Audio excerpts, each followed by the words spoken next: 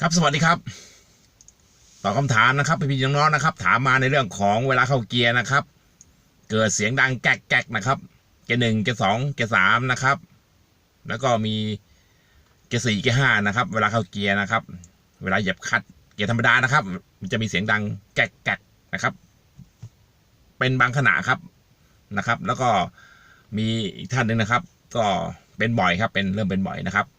แต่ทั้งที่ไปเปลี่ยนลูกยางคลัตช์บนคลัตช์ล่างมาแล้วก็ยังเป็นครับนี่นะครับ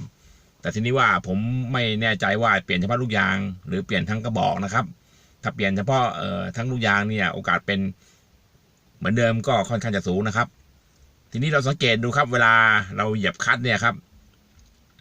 คือปกติแล้วเนี่ยรถปกติเนี่ยเวลาเหยียบคลัตช์มันเหมือนกับจะมีแรงต้านที่เท้านะครับคือมันจะมีแร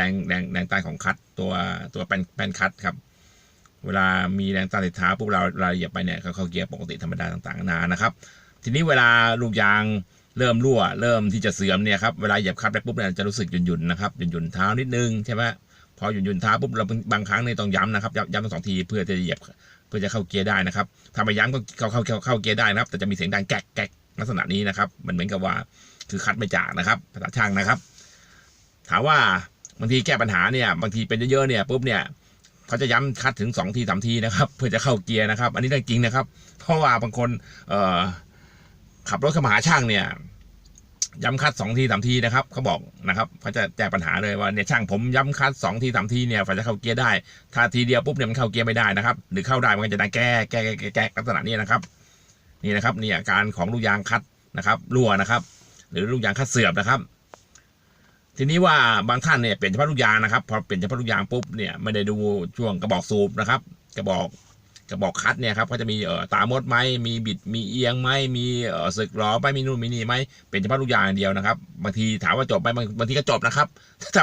มันรั่วเฉพาะลูกยางเดียวเปลี่ยนเฉพาะลูกยางก็จบนะครับใช้ได้นะครับปี2 ปีก็ใช้ได้สบายๆนะครับแต่ถ้าบอกกระบอกคัดเนี่ยมันบิดมันสึกนะครับมันไม่ได้ศูนย์มันเนี่ยปุ๊บเปลี่ยนเฉพาะลูกยางเดียวมันไม่จบครับวันเดือน2 เดือนเดี๋ยวก็ต้องมาเปลี่ยนอีกนะครับก็ต้องเปลี่ยนทั้งกระบอกนะครับจะเป็นลักษณะนี้นะครับแล้วส่วนมากเนี่ยอาการที่ตัวแน่ๆจะเป็นยังไงนะครับก็ลูกยางคัดบนอย่างเดียวครับประมาณ 80% ครับส่วนมากจะเกิดจากลูกยางคัดบนครับนี่นะครับอาการที่ว่าเนี่ยครับเข้าเกียร์ดังแล้วดังแก๊กนะครับทีนี้ว่าเป็นไปได้เปลี่ยนทั้งกระบอกเลยนะครับเปลี่ยนทั้งชุดเลยครับมันจะมีไปทั้งกล่องเสร็จแล้วก็มีทั้งกระบอกนะครับมีทั้งลูกยางอยู่ในนั้นมาถึงปุ๊บแล้วก็ถอดน็อตนะครับ2 ตัวเพื่อก็สวมใส่เรียบร้อยจบนะครับแล้วก็ไล่ลมหน่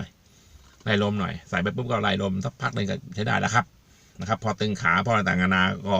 ใช้ได้นะครับเวลาไล่ลมปุ๊บเราก็เหยียบคลัตช์เนี่ยครับแล้วก็ถ้ามี2 คนนะครับต้องมี2 คนนะครับเหยียบคนหนึ่งแล้วก็ไล่คนหนึ่งเหยียบคนหนึ่งแล้วก็ไล่คนหนึ่งนะครับวิธีการไล่ลมนะครับถ้าทำเองนะครับถ้าทำเองก็ศึกษานะครับวิธีการไล่ลมนะครับไม่ยากนะครับทำเองได้ครับพูดถึงนะครับเวลาใส่เกียวน็อตใส่เกียวแป๊บต่างๆนานาก็ระวังนิดนึงนะครับ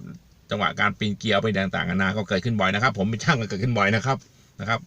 ก็โอเคนะครับพูดถึงก็สรุปนะครับว่าลูกยางคัดบนนะครับ 80% นะครับพอหลังจากนั้นปุ๊บเนี่ยเราก็ไปหาตัวอื่นนะแต่คิดว่าน่าจะเป็นตัวนี้นะครับตัวอื่นคงไม่ใช่แล้วครับไม่ใช่ลูกยางคัดล่างหรือก็ไม่ใช่อะไรนะเฟืองเกียร์ไม่ใช่ลูกปืนเกียร์ไม่ใช่แล้วครับส่วนมากจะเป็น 80% เป็นตรงนี้นะครับลูกยางคัดบนนะครับถ้าเปลี่ยนลูกยางเดียวไม่หายก็เปลี่ยนมันทั้งชุดนะครับจบแน่นอนนะครับส่วนมากนะครับแต่ถ้าอีก 20% เนี่ยก็ต้องไปหาอย่างอื่นนะครับคือมันจะมีหลายสาเหตุนะครับแต่ก็ประมาณ 80% ลักษณะนี้แหละหาก็จบนะครับขอบคุณนะครับสำหรับผู้ติดตามนะครับตอนนี้ก็ดูจากยอดรวมนะครับประมาณ100,000 ฝ่าวิวนะครับขอบคุณมากนะครับก็คิดไม่ถึงนะครับแต่ขอบคุณมากนะครับสำหรับผู้ติดตามประมาณ900 กว่าท่านนะครับในขณะที่อัดคลิปเกือบพันท่านนะครับเกือบพันท่านนะครับก็ขอบคุณมากนะครับขอบคุณมากขอบคุณนะครับสำหรับท่านที่คอมเมนต์มานะครับแล้วก็พูดคุยกันนะครับได้เปลี่ยนความรู้นะครับแล้วก็ได้เล่าเรื่องต่างๆนานาให้ผมฟังนะครับแล้วผมจะเล่าลง YouTube นะครับผมหลายๆคนเนี่ยเวลาพูดคุยเสร็จแล้วเนี่ยผมก็ขออนุญาตนะครับขออนุญาตที่จะเอาเรื่องมาเล่าลง YouTube นะครับเพราะว่าผมก็นึกไม่ได้นะครับเกือบ30 ปีนะครับแห่งวิถีการเป็นช่างนะครับซ่อมรถนะครับบางทีนึกไม่ออกนะครับ ไม่ใช่ว่า รู้อะไรต่างๆนานาบางทีบางอย่างไม่รู้นะครับ บางทีก็ไม่รู้เรื่องเลยครับก็คือขนาดนึกไม่ออกนะครับว่าจะไอ้นู่นไอ้นี่ต่างๆกันานาพอหลังจากที่พี่ๆน้องๆมาคอมเมนต์เสร็จแล้วก็มาเล่าให้ฟังผมก็เลยนึกได้เสร็จแล้วผมก็เอามาเล่าเลยนะครับขอบคุณมากนะครับสำหรับ2,000 วิวแรกนะครับที่ทำให้ผมทำคลิปออกมาให้พวกเราดูนะครับต้องขอบคุณเขาด้วยนะครับเพราะว่าทำไมมี 2,000 ท่านเนี่ยเราคงจะไม่ได้ดูกันนะครับเพราะว่าผมตั้งใจว่าทำดูไม่ถึง 2,000 ท่านเนี่ยผมก็คงจะไม่ทำนะครับนี่ก็ทำมา30 กว่าคลิปนะครับขอบคุณมากนะครับสำหรับทุกสิ่งทุกอย่างนะครับแล้วก็การรับรู้ร่วมกันนะครับแล้วเดี๋ยวพอหลังจากนี้ไปปุ๊บเนี่ยผมจะออกถี่นิดนึงเพราะว่ามันเรื่องราวต่างๆนานาก็พอมีมากพอสมควรนะครับประสบการณ์ต่างๆนานาที่ผ่านมานะครับพอถ้าออกช้าๆปุ๊บเนี่ยมันก็อาจจะเดี๋ยวไม่หมดครับเดี๋ยวไม่หมดเพราะอายุเยอะแล้วครับตอนนี้50แล้วครับพอเดี๋ยวคุยไปคุยมามันได้ไม่กี่เรื่องก็ไม่